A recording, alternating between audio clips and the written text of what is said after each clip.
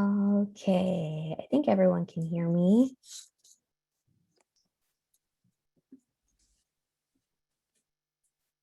Hi, everyone. I'm Jessica Meza-Torres with Literary Arts. Thank you all for joining us today. I'm excited to be here with the 5 finalists for the Sarah Winnemucca Award in Creative Nonfiction. The Oregon Book Awards honor some of the finest writing by Oregon's authors. This year, there are 35 finalists in 7 genres, and the winners will be announced on OPB Radio on May 2nd at 7 p.m. on a special Oregon Book Awards episode of the Archive Project. The mission of Literary Arts is to engage readers, support writers, and inspire the next generation with great literature. You can learn more about literary arts and all the Oregon Book Awards at our website at www.literary-arts.org. Before we get started, I would like to acknowledge that Literary Arts is based in Portland, Oregon, and that we are currently on unceded land. The Maloma, Cathlamet, Clackamas, Tumwater, Wallala bands, the Tualatin Kalapuya, and many other indigenous nations of the Columbia River occupied and operated on this land long before Western colonizers arrived, and many continue to do so today. Despite attempts of removal and erasure, these communities remain a strong and vital part of our future. Literary Arts recognizes that this acknowledgement is only a small step in affirming the ongoing presence and contributions of our Native communities, and we commit to engaging these communities more fully as we fulfill our mission. I also want to remind you all that at the end of everyone's reading, there will be some time for Q&A. It's easier for me to catch them on the Q&A tab at the bottom of your screen, but if you put them in the chat, I'll also catch those. Alrighty, now I'm going to introduce our first reader, Melissa Matheson. Melissa's essays have appeared in Guernica, American Literary Review, The Rumpus, and Long Reads, among others. Her work has earned an AWP Intro Journals Award and has been listed as notable in Best American Essays. Tracing the Desire Line follows a writer's journey of opening her marriage with her husband. The story, told through short memoirs, essays, lists, and letters, is an intimate inquiry into one woman's search for autonomy, with detours into meditations on music, motherhood, religion, love, and wildness. Hi, Melissa. Hi, thank you, Jessica. Can you hear me all right? Okay, wonderful. Thank you, Jessica and Literary Arts. I am very grateful to be here, and it's a tremendous honor. I also want to thank Sierra, David, Ben, and Ruby. It's also an honor to be a finalist with you. Thank you for writing your books. I'm going to read from the memoir. It's placed in the Applegate Valley, in the Siskiyou Mountains, which is on the border of California and Oregon. And all you really need to know about the excerpt I'm going to read is that the narrator is a farmer and she's working through a difficult marriage. I thought it would be nice to read a passage about spring and also about the Oregon landscape. So I'm going to read a little bit about home and also leaving home. The hill that rises behind our home, a lazy slope with broad swaths of headed grass laid thick upon the ground, attracts my son's attention like nothing else on our farm. Not the willow branches in their thin stretch to the clouds, not the possibility of an apple from the tree, not even the creek with its frogs and tiny fish. It is the hill that draws his fascination. There on the high ground of our farm, he constructs a fort from a burn pile of discarded wood that was never fully singed. He takes the charred branches and shapes them into a roof, then walks into the shade of our irrigation ditch to collect more sticks. He is proud of his creation. Every day he goes, every day he wants me there too. There was a fire here before, I tell him, when you were just a baby. He looks up from his work, scans the hillside, this pensive boy, always thinking, always off somewhere deep in his imaginings, and listens to my story of how the grass burned and the trees came down and the fire jumped over fences, pushing toward the barn. how the day was hot and everything so dry and splintery that the fire swept through the hills swiftly without choosing what to burn. How I ran out of the house and held him close to me, watching his father aim hoses at the blaze, wondering what would become of us. I wish I had been older then, he says, then returns to his work, and I see he is thinking about what happens when it all burns.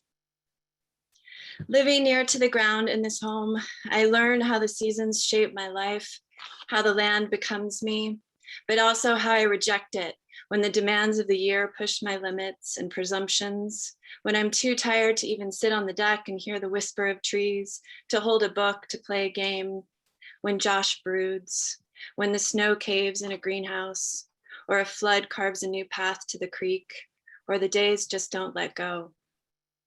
Despite these harsh lessons, there is much to love. Late spring brings the thread of cottonwood to the air, the tufts of fuzz leaving traces of pollen on my clothes and boots. My hair grows stranded with discarded seed. It is like they become me or I them, or at least the possibility of a new tree, a restored season perhaps, a remembrance of why we do this at all. The seeds bring with them all that new life, all of which becomes palpable and substantial on my skin, as tangible and real as my daughter's hand or the firm wood of my table. The sky charges with an unlikely illusion of snow, a storm of seeds like stars. Of spring, Aldo Leopold wrote, "One swallow does not make a summer, but one skein of geese, cleaving the murk of a March thaw, is the spring." As the geese make their return to our fields, I walk to the junction of stream and river, where stones spread, gather shore plants, mint, nettle. My dusty farmhouse fills with leaf and stem, the plants twisted and curled on the rafters, twine wrapped around their legs. At spring's end, the salsify seed floats in the air like fluffy umbrellas. They land in my hands and I disperse them too. It's like this: love and not exactly hate, something like doubt. By summer, the heat anchors itself. This time of year, Everett works his shovel in the dirt. He returns to his fort often, takes shade in the trees where he whistles and whittles and plays the day away. Or he works side by side with his father, pulling up roots and tossing them into boxes for washing. We all do what we can as the temperatures rise and hope that fire won't burn the hills. Over the season, the blackberry is crawled up and over Everett's fort. The vines create shade, cover the roof and entrance, but also forge an impenetrable layer of thicket that he cannot move past. Frustrated, he abandons it, pursues something more defined, easier to access, and open to the light of day, closer to home. He is as fickle as boys will be. Under the shade of our oak and pine, he says to me, "The world is so beautiful." And he raises his hands in the air as if he is conducting a piece of music, his thin body rocking in his shoes. He hears the music of his small world in 1,000 different melodies. From him, I learn how the wood feels under his hands and feet when he climbs, barefoot, proud, and brave. He runs the stroke of his own dreams, while the love of the world wraps around him like his blankets, like the snug safety of his home, like the farm, its trees, his mother's warm body. And now I'm just going to read one more short excerpt about leaving home. Home as it were. It won't be home any longer. That tub of iron and porcelain, perched on bricks and the gray blue stone that we lay down ourselves with paste and effort and hope.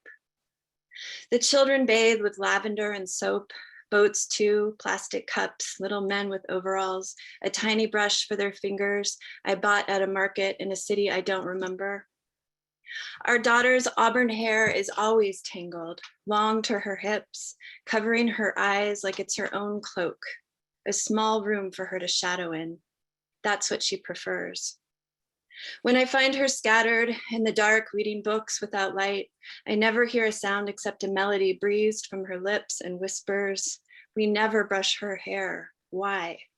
We argue over how and when to trim something that has never been trimmed. Sometimes brown water runs from the fixture, and we open the drain for it to swirl away. When the pipes freeze and warm again, and the water runs like bark. There is a way to notice the walls of rust and how they color our son's face when he tunes out a new song that tells the battle between the tulips and marigolds, as if these flowers would ever disagree, perhaps over something as simple as the terrain of beauty. This home will not be home any longer, not like it was when we stripped the walls of rot, took up the plastic floor, and threw it to the hill of thistle and grass. It won't be home like when we hung the gourds and wood from the bathroom ceiling, opening the window to the creek, just a bit now full from the fall storm. Not in this time of rupture, all the beauty forgotten now. Home, just an untenable and fragile definition of residence, where staying is no longer a likelihood, where the nuances of our broken marriage become a story embedded into these hills. I'll fill the tub again and again, washing our daughter's hair with blossoms from our garden, the calendula, lavender, or sage we planted together on a Sunday afternoon when the dirt was new, and so were we. I'll take the brush, smooth the hair down her back until it falls straight and plenty, with just the edges curled and a hint of apricot, maybe coconut, a scent that will linger as the day ends and the crickets start up and the shadows appear on the tile floor. All the strands of her hair, finely tidy, smooth, without snarl, without knots. Thank you. Thank you, Melissa. That was beautiful. Our next reader is Ruby McConnell. Ruby is an environmental geologist and activist and the author of the critically acclaimed outdoor series, A Woman's and Girl's Guide to the Wild, and Ground Truth, a geological survey of a life. Ground Truth is an extended eulogy to a rapidly changing land and a portrait of a population awakening to the realities of logging, climate change, land use, and pollution. Part natural history, part memoir and essays, this collection is a moving portrait of the forces and landscapes that have shaped a region. Hi, Ruby. Hi, everyone. Thanks for having me. It's a wonderful company to be in. I'll read you At the Counting Window. For 3 months now, I've been thinking about the salmon.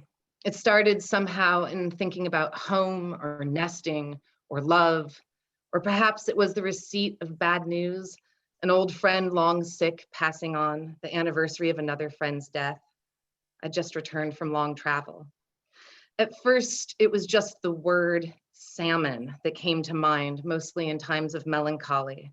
Then it was images, the rush of water, silver green streaks of light infused with sadness and joy. Then memories, my mother with a camera urging me as a very small child to stand still as my father, just home from fishing, dangles a Chinook next to me for scale.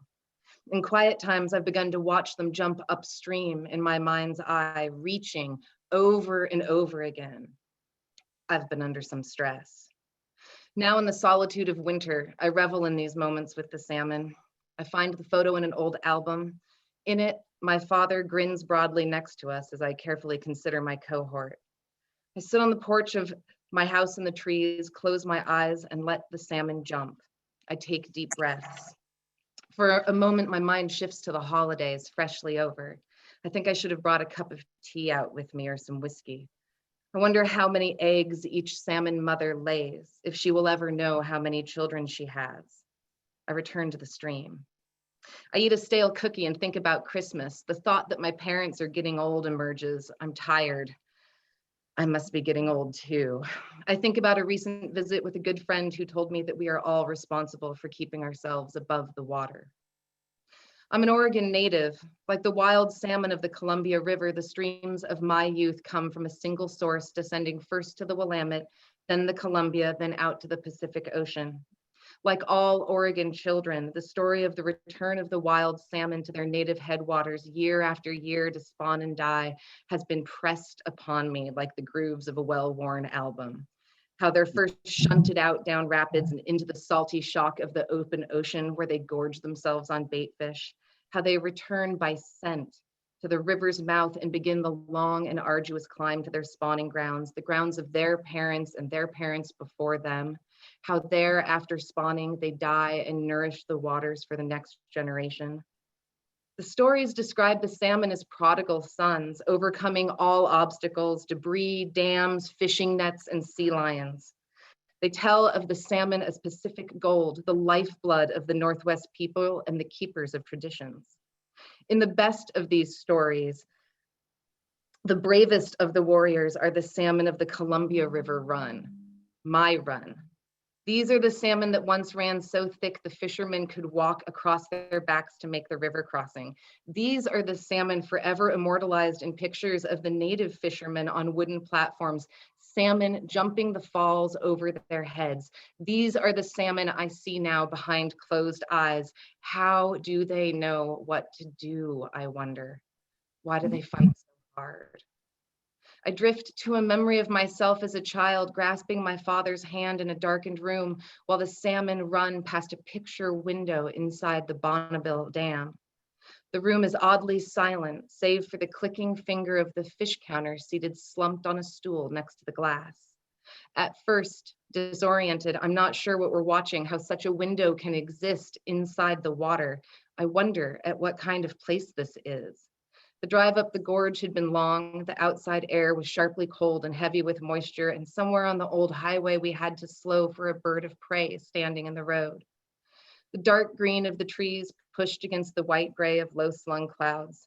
When we arrived, the dam stuck out in awkward contrast, a massive, colorless slab of concrete. Inside, the weight of the dam itself and the energy from the powerful turbines has overheated the air. At the counting window, the salmon are in a thick frenzy against the glass, pushing forward in a mass of frantic energy. My stomach grumbles, and I wonder how long we'll be at the window. My stomach did not know that it was irreverent to complain at such a time. At 6, I did not know that some of those fish would have waited for more than a day at the base of the dam before entering the ladders. I did not know that some of them would travel nearly 900 miles and gain some 5,000 feet of elevation before reaching their destinations. I could not grasp the enormity of the struggle I witnessed at the counting window, the frequency with which they would lose the battle or the tenacity required to forge ahead. I did not know that I, unlike the fish, was on my way out, not back. I was only just making my way downstream, and who knew how far adrift I might be cast. In school, we would learn about the salmon, so much so that the salmon would become the connecting thread between classes. We would learn about Lewis and Clark, their journey and deliverance to the land of trees and salmon, and about the native peoples who honored the salmon and other spirits. The salmon would be how we were taught about resources and our fragile interdependencies. At home, we were fed great thick steaks cut from fat salmon our fathers carried home in worn red coolers. Everywhere else, the salmon populated public spaces in murals, sculpture, wallpaper, greeting cards, and coasters. In these images, the salmon are always shown swimming upstream, moving with power and purpose, often depicted not as creatures of the water at all, but as some kind of flying beings. At 6, I had not yet learned these things, but I was old enough to know that salmon were important. For the moment, I kept still, quietly eyeing the scene behind the glass. A few weeks before the trip to the dam, I had received, in lieu of the more common gold cross or family rosary, a fishing rod from my first communion. I remember my father, in response to the politely stunned silence that followed its unveiling, listing in all seriousness the levels of symbolism. Coming of age, returning home, loaves and fishes, the fish is a symbol of peace and abundance. Teach a man to fish, he said, as my mom handed me a small green tackle box with my name carefully spelled out across it in stickers. And teach me to fish he did. In the coming years, I would spend long, lazy days along rivers and lakes, rod in hand, listening sometimes to my dad tell me stories from his childhood, more often sitting in relative silence, waiting for the line to tug, which it rarely did. The truth is, despite one's experience and previous good luck, salmon will earn their reputation as both resilient and elusive. A 12-year-old with a pint-sized rod proves to be a match for only the most unlucky. The salmon are fickle as well. I remember a day we sat for hours without so much as a bite, only to have a man arrive and catch 3 fish in 20 minutes, not 100 feet downstream of us. Murphy's Law, Dad would say, shaking his head. Back in the belly of the dam, I lean my face into the glass and watch while inches away a large sockeye fights his way upstream. I wrinkle my 6-year-old nose at him. It looks like it requires an enormous amount of effort. He calmly stares back at me through the glass, his one unblinking eye, the only part of his body not moving. Temporarily losing the battle, he shoots backwards and out of sight, only to emerge again, regaining his previous position for a moment and then pushing forward. I look at my dad. He releases a deep breath and nods at me, as if to acknowledge some kind of understanding with the fish. We pause a moment, looking at one another. I turn back to the window. Silently, we watch the salmon swim. I've learned other salmon stories since that day in the dam. Stories about logging and dairies and sediment content, stories about tribal lands and fishing rights and casinos, modern stories in which we paint ourselves as both the downfall and salvation of the salmon. In these stories, the salmon are not wild, but of our own creation. One day I stop at a hatchery on my way out to the coast. I stand looking down through a metal grate at what must be thousands of small test tube salmon in concrete tubs. It is raining and hard to distinguish the hatchlings from the moving water. I think about the day at the counting window. They swim in a tight school full of youthful energy. I wonder if they know they are not wild. On my porch, looking at the trees, the story I want to tell myself is the one with the happy ending. I want to tell myself that I've arrived home safe and triumphant, having faced my obstacles and endured the uphill climb. I want to celebrate my survival to this point and begin to look back with fondness over my years. I want to know the danger is behind me, but I know that for the salmon at least, the journey takes a lifetime and I am not yet old. Still, I think I'm not so young that I do not have an understanding of my situation. I have just as much chance to make it past the counting window as anyone else. I close my eyes and watch the salmon jump upstream, always. Thank you.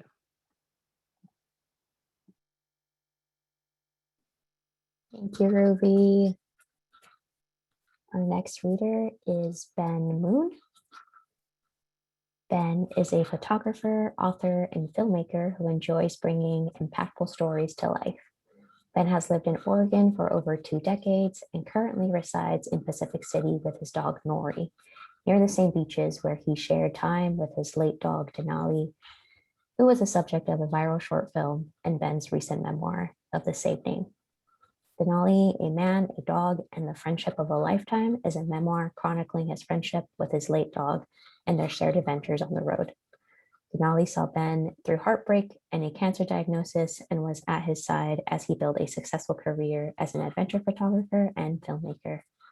Hi, Ben. Yeah, it's a real pleasure to be here. Honored to be in this company, and thank you for this opportunity.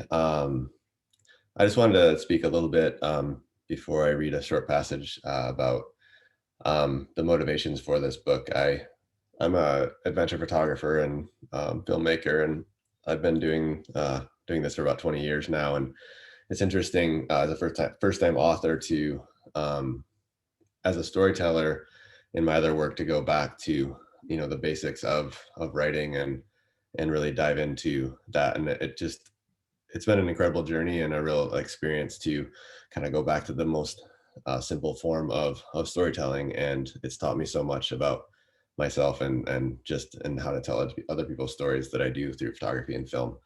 And when the arc of this story is about my time with Denali. It was, he was with me through almost 15 years, and a friendship with a dog from my early 20s into almost 40 years old, and through many experiences building a career and through a diagnosis of colon cancer when I was 29.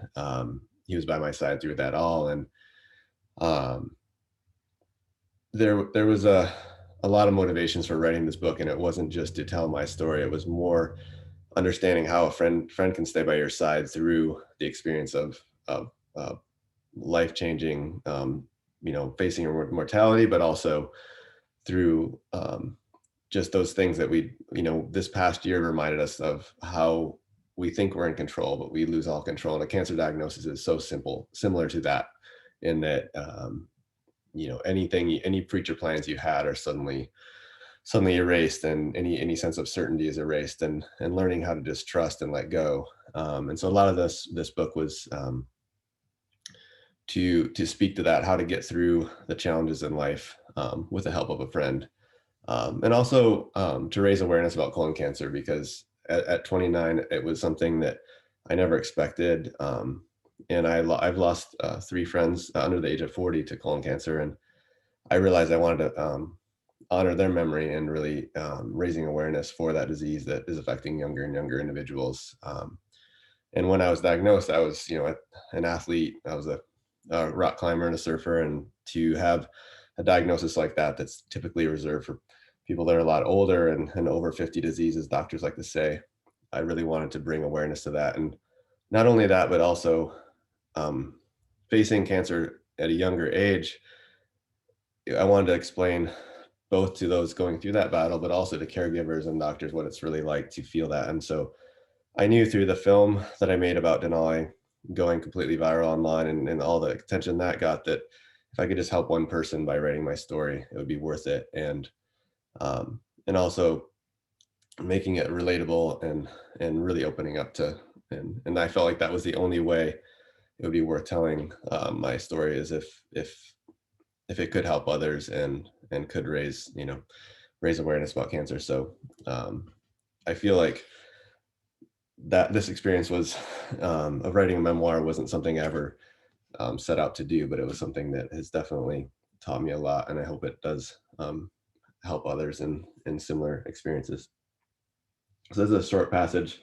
I had just been diagnosed and got a second opinion, and I'll read a short passage from that section. As the traffic grew sparse and suburbia gave way to coastal forests, my mood lifted, and I began to anticipate a glimpse of the Pacific sparkling through the trees. During my childhood in western Michigan, Lake Michigan was my ocean. Near the south end of the lake shore town of Grand Haven, there was a corner where the road crests above the dune, and where the view always hit me like a 4-shot espresso as the expanse of the lake offered new breath to overcome whatever challenges I faced.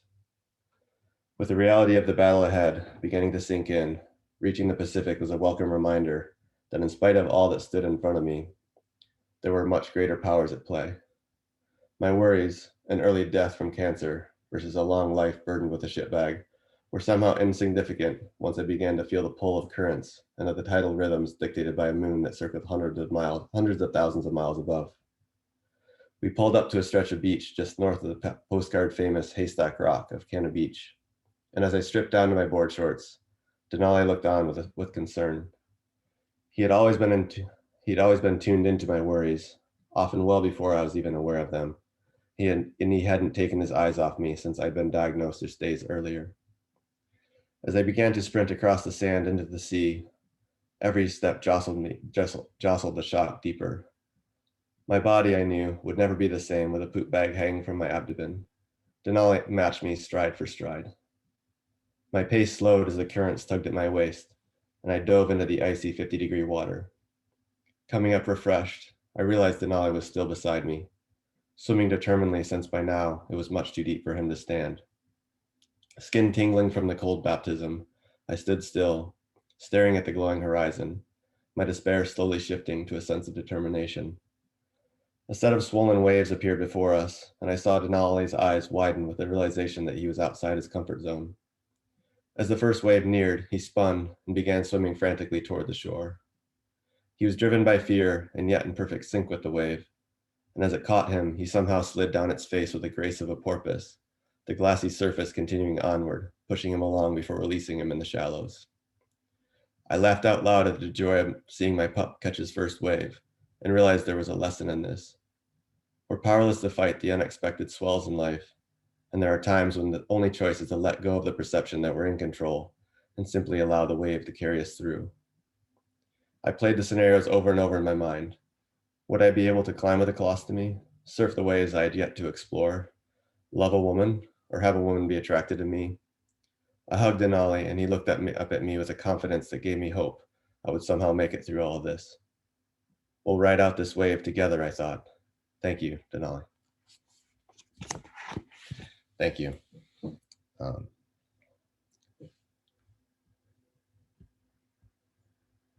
Oop, I was muted. Thank you, Ben.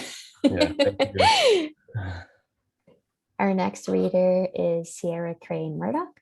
Sierra's journalism and essays have appeared on The American Life and in Harper's, The New Yorker Online, The Atlantic, and VQR. She has held fellowships at UC Berkeley and McDowell. Yellowbird, Oil, Murder, and a Woman's Search for Justice in Indian Country is a work of literary journalism about an Arikara woman, Lisa Yellowbird, and her search for a white oil worker who went missing in 2012 from the Fort Berthold Indian Reservation in North Dakota. Crain Murdoch spent 8 years investigating the case and immersing herself in Yellowbird's life, ultimately producing a deep examination of the legacy of violence inflicted on a tribal nation and a tale of extraordinary healing. Hi, Sierra. Hi. Thanks for having me, Jessica. And yeah, this is such an honor to be with all of you. My book, Yellowbird, is not based in Oregon, even though I live here. It is, as Jessica said, it's based in North Dakota on the Fort Berthold Indian Reservation. It's a place I've been going since 2011. I began actually my journalism career going to the Mandan Hidatsa Rikra Nation to write about the way that the Bakken oil boom was transforming the place, the community, was having an impact socially, economically, and politically on the tribe. And I kept going back over many years. And it was over those years that I began to kind of dig deeper into the impacts of the boom on this community. And one of those impacts was a rise in crime, a rise in violence, particularly against women on the reservation, but a rise in violence in general, largely because the tribe had no criminal jurisdiction over non-Native people who had come to the reservation to work. And it was through that I was introduced to this crime that's at the center of my book, the disappearance of a young white oil worker from the reservation. And when I went up to the reservation again to investigate this crime, I was interested in it because I suspected that, I had like no interest in mystery stories really, or in true crime in general. But I was really interested in understanding this crime as sort of a window into the oil boom and a lens on the boom, a way for me to kind of see into it in a way that I hadn't yet seen into it. And that turned out to be true, but in a way I didn't expect. When I got to the reservation to investigate this crime, someone I had been in touch with for many years said, oh, if you're interested in that, you need to meet a woman named Lisa Yellowbird. She's been searching for this oil worker, Casey Clark, who disappeared. And she's from the reservation. So I met Lisa. I met her in late 2014, and over the following years, I ended up immersing myself in her life. I would go out into the Badlands in North Dakota and search for Casey Clark with her. But it was through our relationship and through the access that she gave me to this case and to the documents she'd gathered over the years, that I began to realize that she had been potentially instrumental in cracking open this case. So that's sort of the mystery aspect of this book. It has been called a true crime, which is a designation, a classification I have sometimes felt uncomfortable with, because the book is a lot more than that.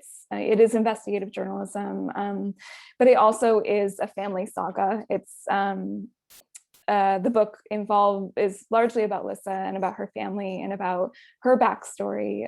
She got out of prison in 2010, came home to the reservation and saw it in this state of radical flux. So she was both, an insider in the sense that this was her home.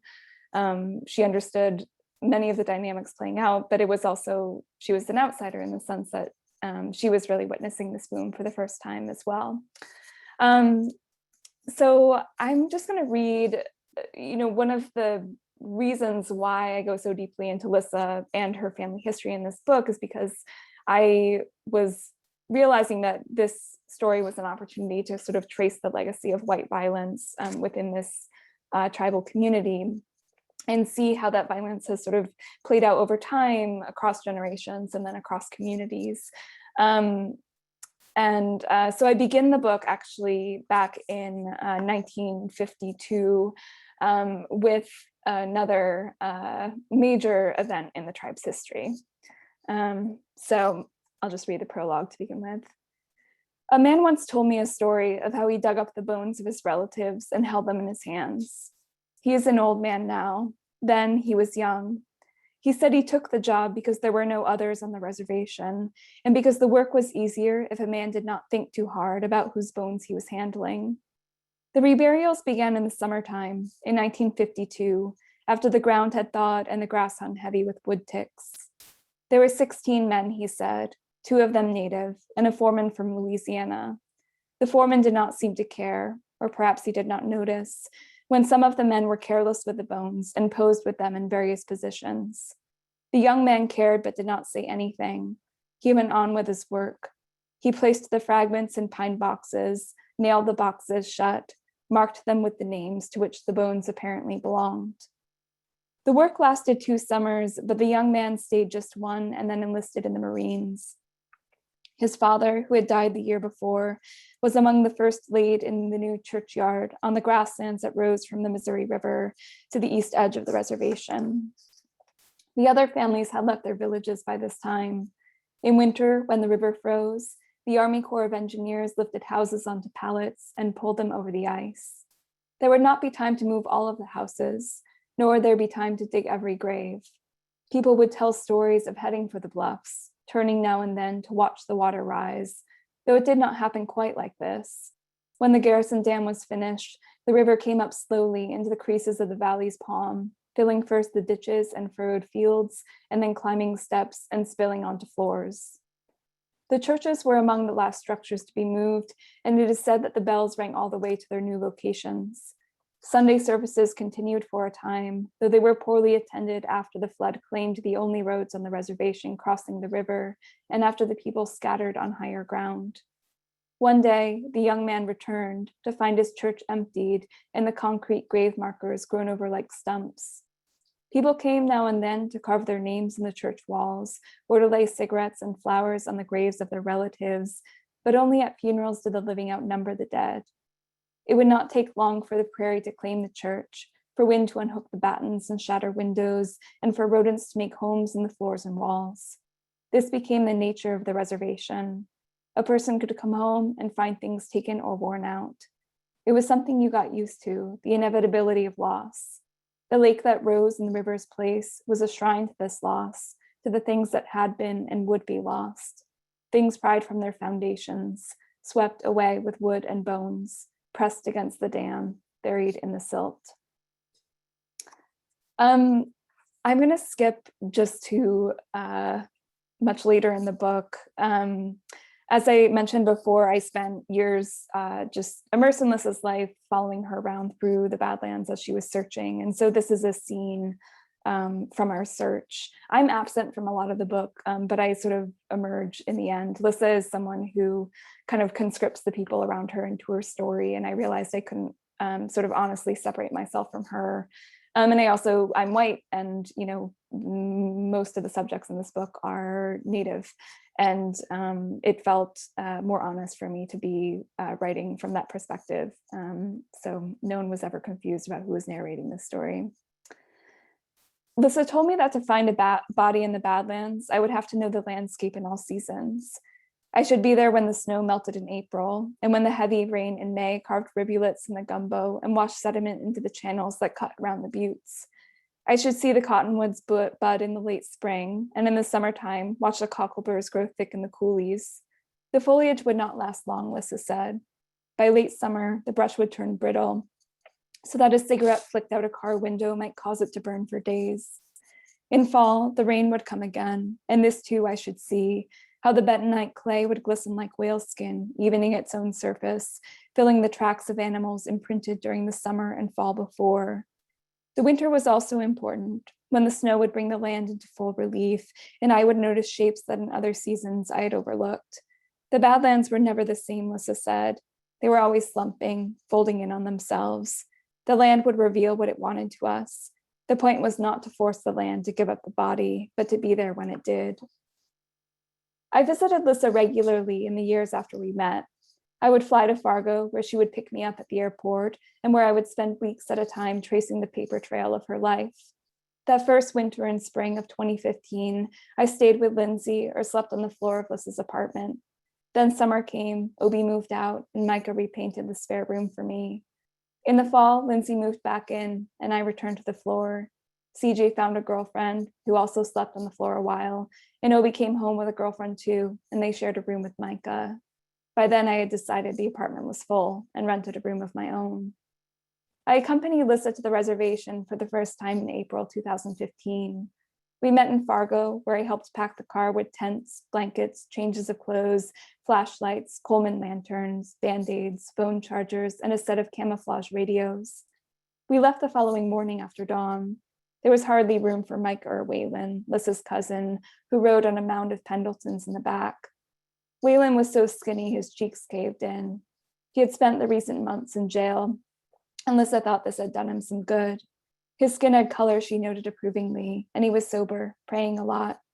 He had spent the night before we left binding a fan of sparrowhawk feathers with a strap of leather that belonged to his late mother. Everything I have of hers I'm slowly giving away, he told me. He had gifted the fan to Lissa, who stuck it in her visor like a toll ticket. It quivered angelically above her head. The trees were budding, a green blush along the edges of the highway. Waylon tapped on a drum now and then and burst into song, Lissa murmuring the words. I would soon learn that driving to the reservation put Lissa in her best mood. She told more jokes, smoked fewer cigarettes. You'll see, she said. I think there's this nervousness, all this energy. It feels like my insides are tuning up to a higher frequency. So when I get there, I'll notice things. It'll happen to you. All these things we're driving by, they'll come into focus and you'll think, wow, there's a million places this could be. She turned to Waylon. I brought some smudge so we can get that evil off of you, she said. Jails were full of bad spirits and she didn't want any tagging along. Waylon nodded and pointed out the window to an embankment. Look at all those sweat rocks, cuz, load her up. He was always collecting from roadsides, he said. Wood, feathers, the quills of flattened porcupines. Have you ever knocked one out with a tire iron, I asked. Waylon cackled. Nah, that's funny though. Wake up and find out they've been rolled for their quills. I should just say that last is kind of a joke from a friend of mine on the reservation who likes to harvest his quills by knocking out, just like lightly knocking out porcupines with a tire iron and then plucking the quills off of them and then watching them wake back up again. So thank you. Thank you, Sierra. Last but not least, hi, David Oates. David is the author of 2 books of poetry and 4 works of nonfiction, including Paradise Wild and City Limits. His essays have appeared in Georgia Review, Creative Nonfiction, and Orion. He was the Kittredge Distinguished Visiting Writer at the University of Montana and is founder and general editor of Kelson Books in Portland. Living in Paris for a winter and a spring and waking each morning to a view of Notre Dame, David Oates is led to revise his life story from one of trudging and occasional woe into one punctuated by nourishing and sometimes unsettling brilliance. In The Mountains of Paris, he invites readers to share a sense of awe, whether awakened by a Vermeer painting or a wilderness sojourn. By the night sky, a loved one, or echoing strains of music, lifting the curtain on a cosmos filled with a terrifying yet beautiful brightness. Hi, David. Hello, Jessica. Thank you. That was a nice introduction. And also thanks to Literary Arts and my fellow writers and the people who have zoomed in. Thank you all for listening. My book, The Mountains of Paris, is what I call a nonlinear memoir. It focuses on the problem, the predicament that I found myself in as a child when I was in a very narrow place, a constricted place. I was the gay kid in the Baptist pew. And as I became a teenager and began to understand the magnitude of the trouble that I was in,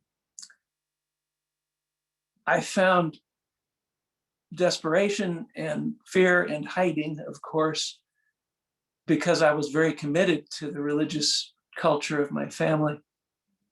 But at the same time, as I struggled, I noticed that there were certain moments of largeness that came to relieve me from that narrowness and constriction and fear and hiding. Sometimes they came in music, sometimes in something you might see, a picture. It all came to a head a couple of years into my stay at a very small, evangelical college that I put myself into, until after a whole night of weeping and walking and praying to God, I found myself on a bluff overlooking the ocean. This was in Santa Barbara. And as the sun began to come up, I sensed how big the world was and how beautiful it was. And that is the trajectory of the book, and as it is the trajectory of not only my life, but some of the lives we've heard about just in these 4 or 5 books. A trajectory from narrowness to largeness, to find a space that is capacious and worthy to live in. So I'm going to link a couple of readings, a little bit from the prologue, and then I'm going to get us into Paris, because that's the turning point of the book. This big world, this immeasurable, wonderful, terrifying cosmos that we lose ourselves in and find ourselves in, that is the subject of this book. The twilight that you might see, all in fire and color, the night sky, limitless, incomprehensible, even the strangeness of the living world and of each other. What is that?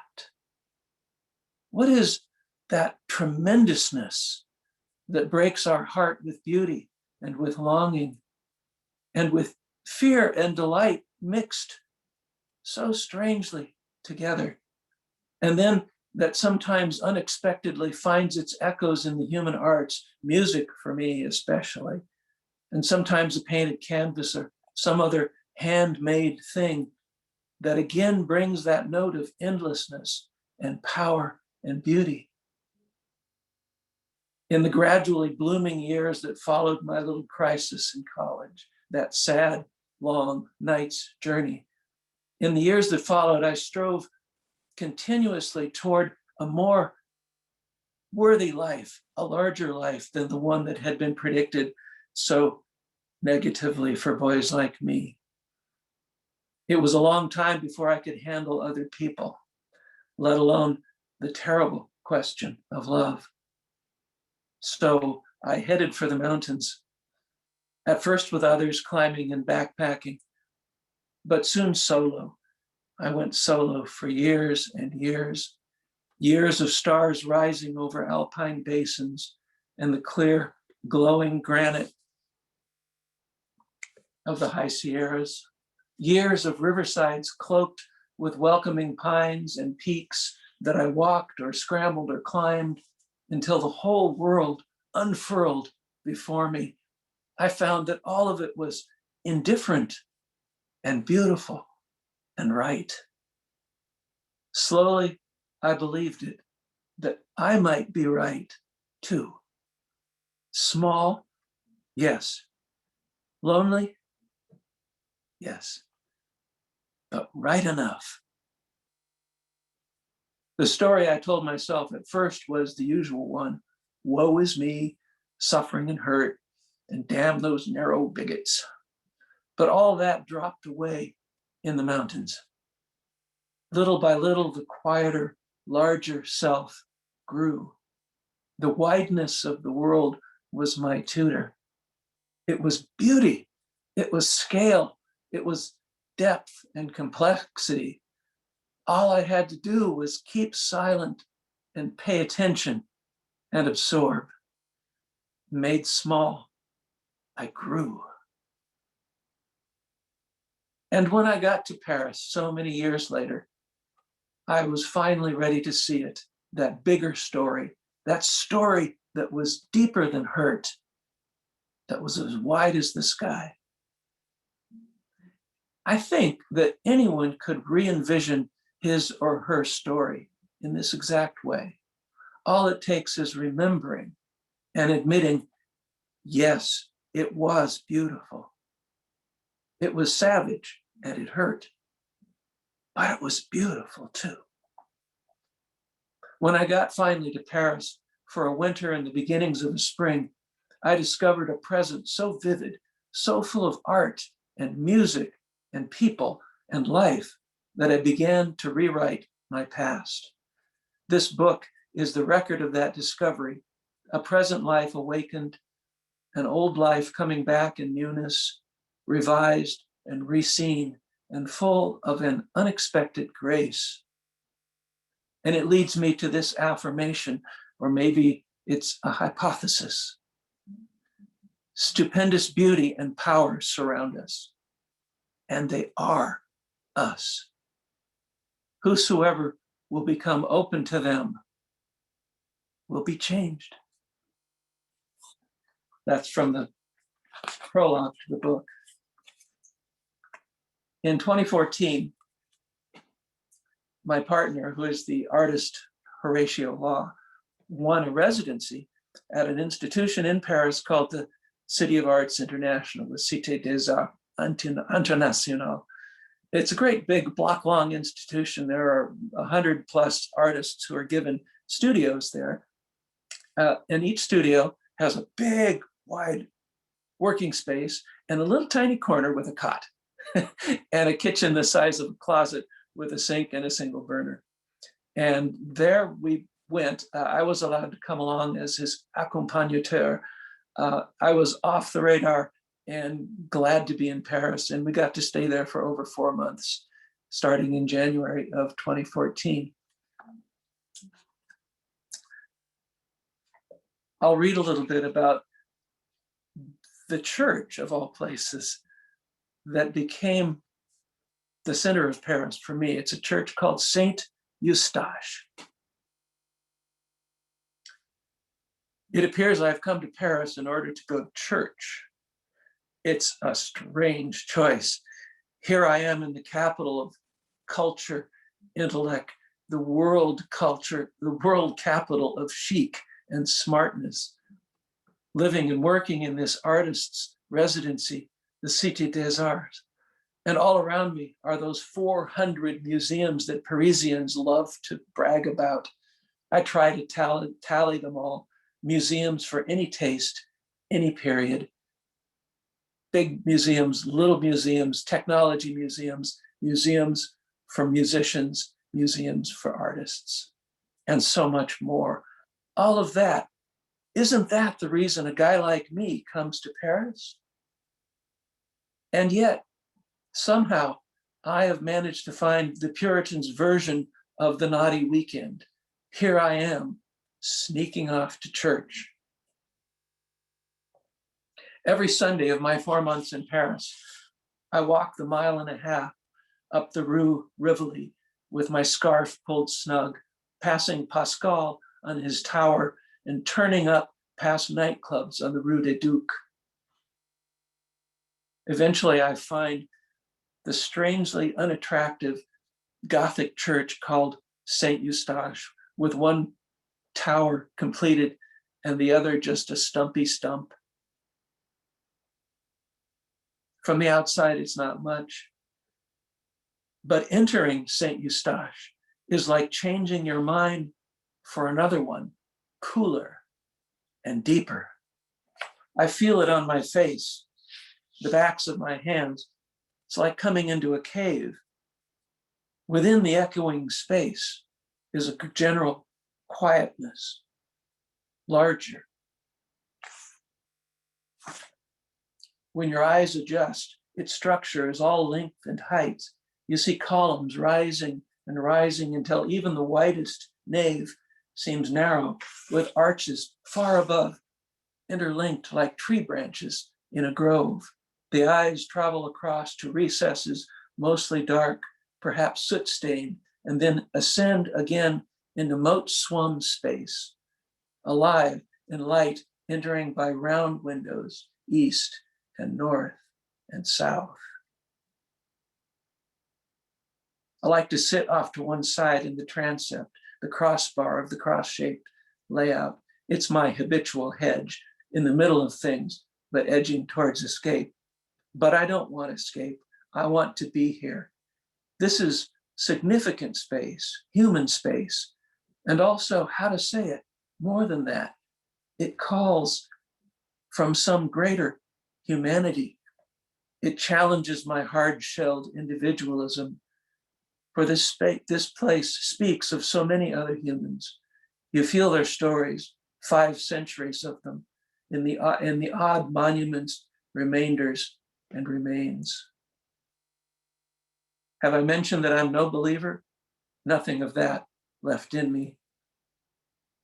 Yet the suddenness of suddenly, of entering fully 3-dimensional space activates my mind, though in a way that seems purely or almost merely physical. My head rocks back and rests at a familiar angle, as when taking in a spacious grove, all tilt and sway and dappled light. What I feel here is a roominess of rumination, a dome of presentness as round as a brain. I could take you to specific places at home in forested Portland where you would feel it too, out in the big woods of cedar and fir, where you would be stunned by the height, the complexity, crossed by light and movement, the whiff and murmur of other lives. But really, any well-arbored country lane will do just as well. France is full of them. Ahead, the road turning, here between the loose tunnel of forwardness, above the branches interlocking, suddenly spreading you up and out, and you are enlarged, fuller of possibility. It is a feeling behind the forehead. It is like an extended mind, the cavern of thought blown out into shared space. The enlargement of consciousness caused by this extreme dimensionality feels about the same to me, whether St. Eustache or Douglas Fir Grove. This cannot be accidental, and I do not think it can be trivial. Those 4 months in Paris, I had a chance to visit art in the Louvre and hear the fantastic organ playing in St. Eustache itself, which was the trigger for the whole adventure. I wish I could read those passages to you too. But they reminded me of how often in my life I'd been out in the big woods or standing on cliffs or under a night sky, and how the largeness of the world, the grandeur of it, called to me and made me very small, and then seemed to invite me to grow into that space. And how that was the answer to the narrowness of the predicament I found myself in that pew in the Baptist church. And I'll finish with this 2-sentence, 3-sentence passage. Sometimes I feel like a pomegranate, so full of these translucent moments that they might spill out if I am bumped too hard. Then I go back to my normal, rough-skinned self. But I remember I think about what I have within me, what has been given, that abundance. Thank you.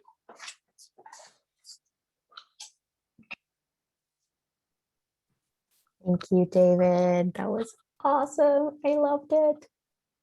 I Thank want to you. invite I want to invite all our other readers to come on as well, so we can have a short Q&A.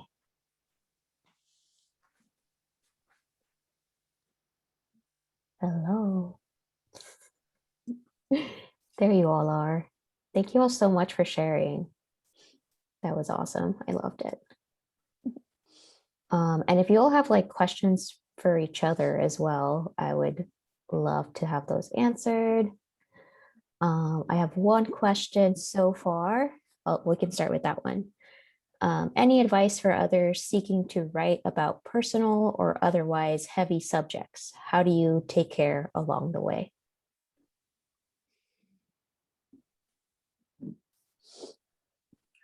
I have some practical advice if I could start.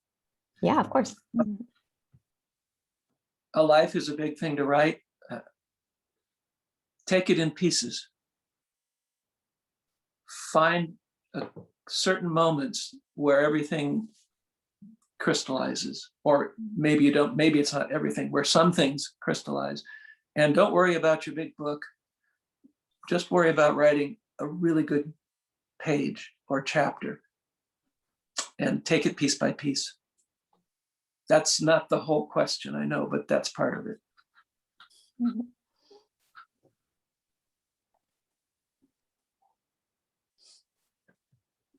Yeah, I'll echo what David said.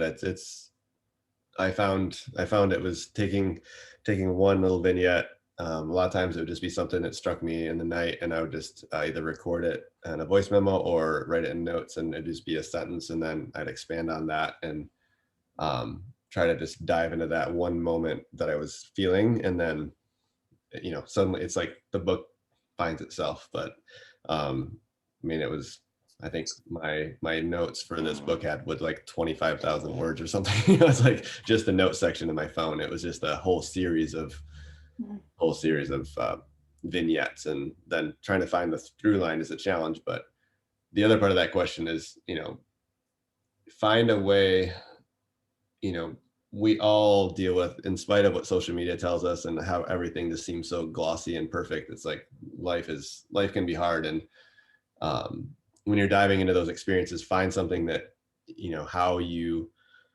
what you learned in that experience, but also find something that brings you out of that too. Like, what's the hope in that? Like, if something is really challenging, like what is it that brought you out? What is it that you could offer to others, and how is that relatable to everyone else? And how could that resonate with someone who might not have an experience like you? And I found that was what kept me anchored, because oftentimes writing about yourself is really challenging. That's great. It's great to hear some. I don't write very much about myself personally. I spend most of my time writing about other people.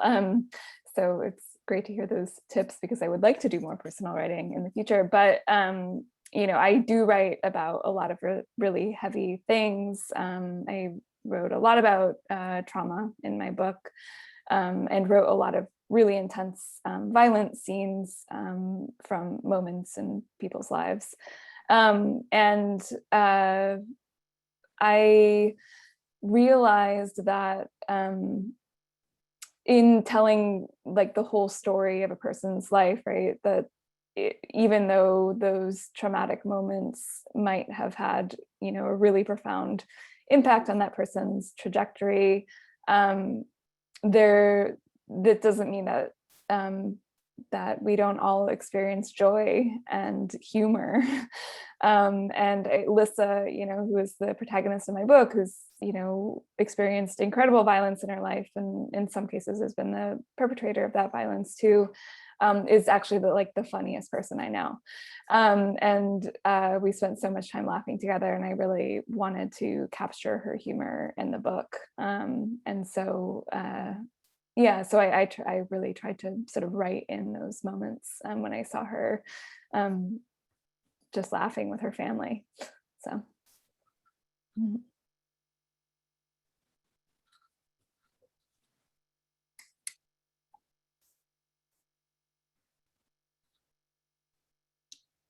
Do Melissa or Ruby want to chime in? Sure, I could chime in.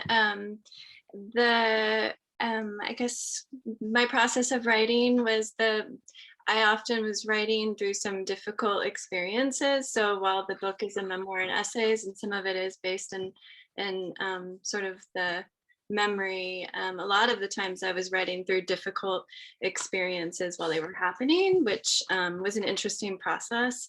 And in the process of sort of revision, the book took about a year or two of revision. It took about 5 or 6 years to write totally. But in revision, I was able to step away from some of the very deeply personal experiences and kind of see the work from an artistic point of view, which is helpful. And my particular book is a sort of a fragmented, nonlinear memoir, and so it was kind of written in the way that our sort of memory works, is sort of fragmented and these little pieces of experience that are very poignant in our lives.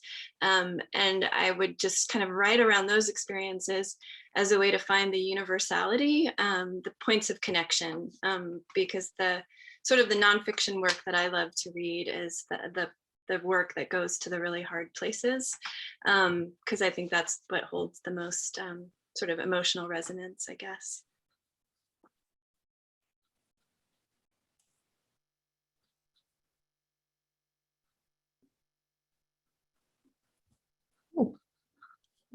Ruby, did you want to say anything? I don't want to cut you off. No, no worries. We have another question. How has the pandemic event that we've all lived through impacted your life as a writer, either through content or practice?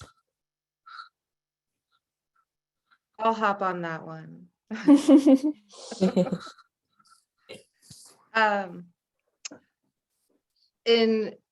In truth, what was interesting, and the reason I want to hop on this is just because Ground Truth is an environmental book, and there's a lot of warnings in it, coming from an environmental science standpoint and coming from a climate standpoint. And one of the things that kind of unfolded through the pandemic was first this deep reliance on the very places that I had written about. You know, like all of a sudden we had this like massive interest to go out into these spaces, and there was an engagement from people around outdoor places that was really visceral. But then there was also the fires that happened. It was like environmental crisis over environmental crisis, the pandemic and then the fires, and there were chapters of the book going up in flames. And it had just come out, and and people were in this kind of crisis point, and I'm sort of, you know, writing a gloom and doom story, and what we ended up talking about was hope, though.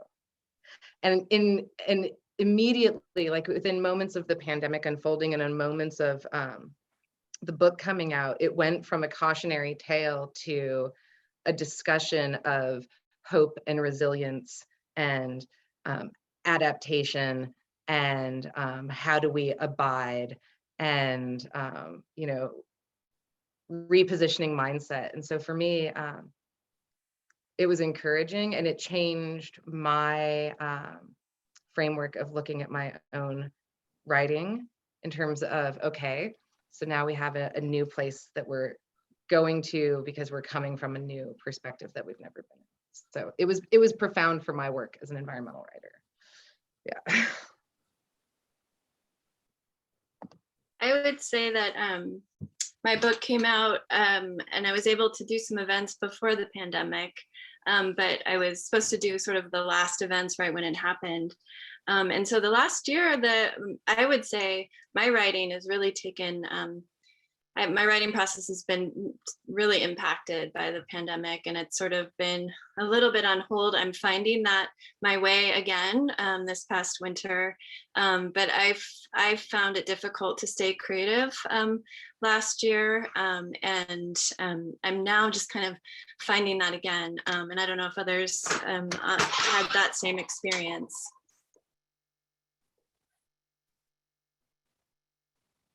Yeah, I mean, so my book came out like 2 weeks before lockdown, and so I had I had 3 book events on my book tour, and then canceled the rest. So I had actually, yeah, I expected to spend a lot of the year kind of like emerging out of this hole I'd been living in for 5 years, and I was very excited to emerge and to kind of, you know, finally celebrate with Lissa, with her family, with, you know, friends in various cities.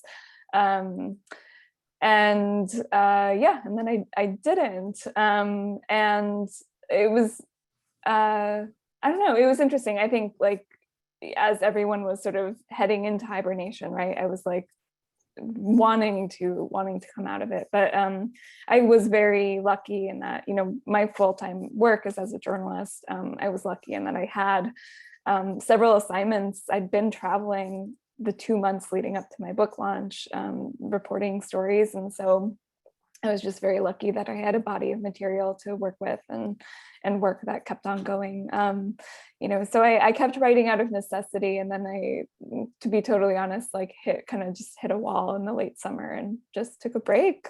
I took like 2 months without writing at all, and I felt really good. So yeah, and now I'm back to it.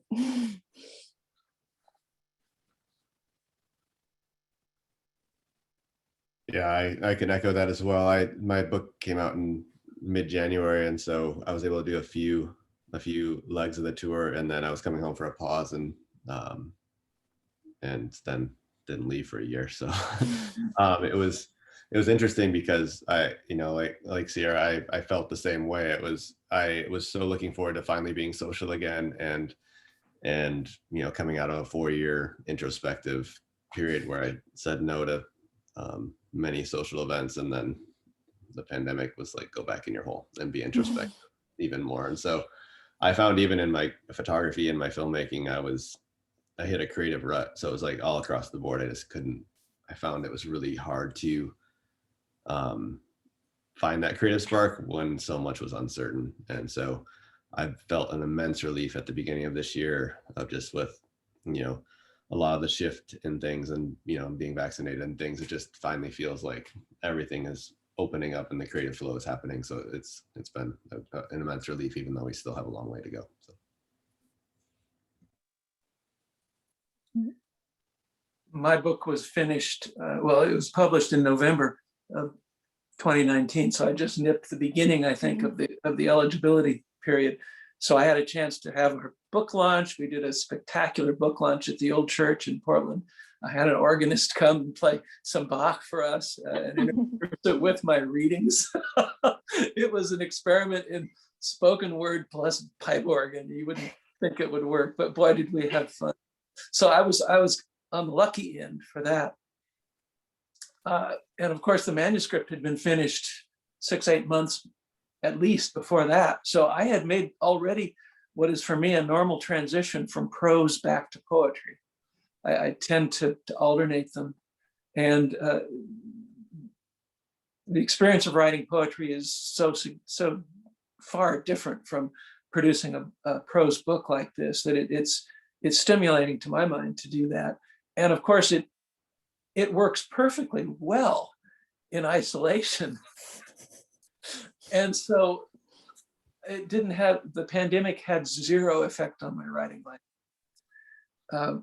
I think I discovered that I'm way more introverted on the introvert end of the spectrum than I realized. I knew I was a little strange, but what do I want to do anyway? I want to get up, read something, write something, take a walk, come back, read something, and write something. And so, yes, I miss my friends. I miss live music. but my writing life was just chugging along like usual. So chalk me up for strange. And we have one more question. Once your work is published, how does it being out in the world feed you, if it does?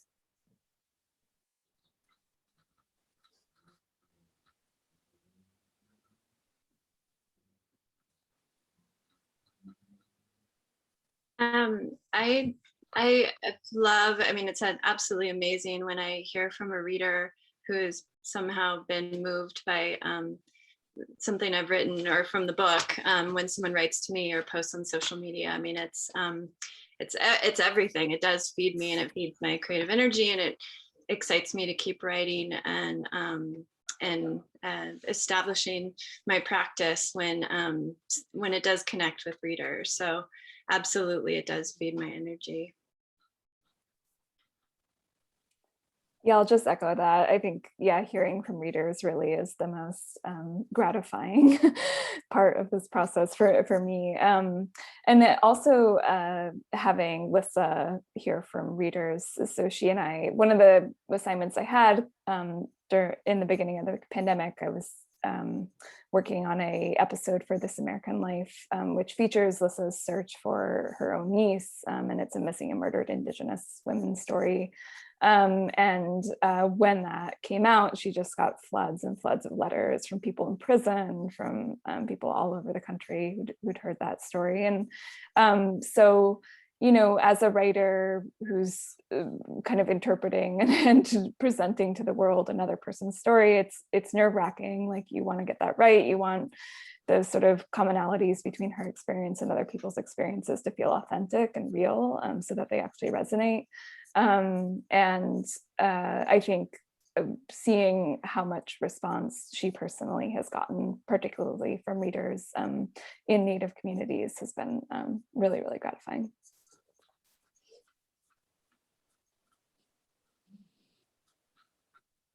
Yeah, I'll echo that as well. I think the most satisfying thing of writing, especially a really personal story, is hearing stories from others that relate to the parts of the story that I didn't expect anyone to relate to. You know, the details of, you know, growing up a really shy kid, and, you know, being not understanding what it's like to be really sensitive, and, you know, things that were just little details that I found echoed, you know, across with all genders and everyone. It was interesting to, you know, because it was a deeply personal story, but I found those, you know, hearing how people could relate very, very satisfying. That was probably has been the most important thing, I think, for me, just because, you know, spending 4 years in isolation, wondering if anybody would ever want to read anything about, you know, your own story, is really satisfying to hear how others can relate and how it's helped them. And the one thing about the pandemic is, I was wondering, you know, with all the other everything else that was happening in the news and in the world, the fires and, you know, elections and, you know, the Black Lives Matter movement and everything, I was wondering if my story even would matter to anyone. And it's interesting how, you know, it's obviously with writing, it's, you know, and publishing, it's, you know, it's a marathon, not a sprint. And so people will find your words when they're ready for them. And it's great to feel that when it happens. So.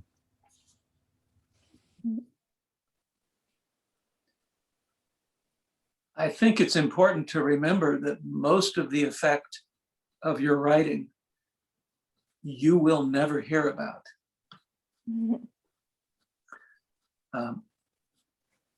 I think the creative life is always a life of faith. I guess I can't get the religious lingo out of my mouth somehow. But I think sincerely, you put your words out on the theory that there is a reader somewhere. You will never meet this person, but you have a confidence that if you truthfully tell what little bit of the human adventure you have your grasp on, it will resonate with others. And I know for sure, more than 90%, 99% of the time, you will never hear about it. And if you're not satisfied with that, then go into advertising or something. I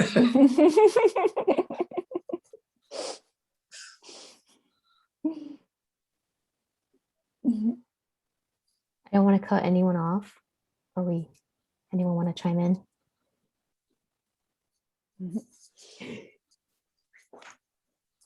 Well, I just want to thank you all so much for today. There's like so much magic in hearing like a writer just read their own work. And I really, really appreciate you all doing that for us. Everyone in the audience, thank you so much for being here. I hope you can join us on May 2nd on OPB at 7 p.m. for the Oregon Book Award ceremony. And that's all we got. Thank you. Great. Thank you all. Thanks for having us. Thank you so much. To meet all of you.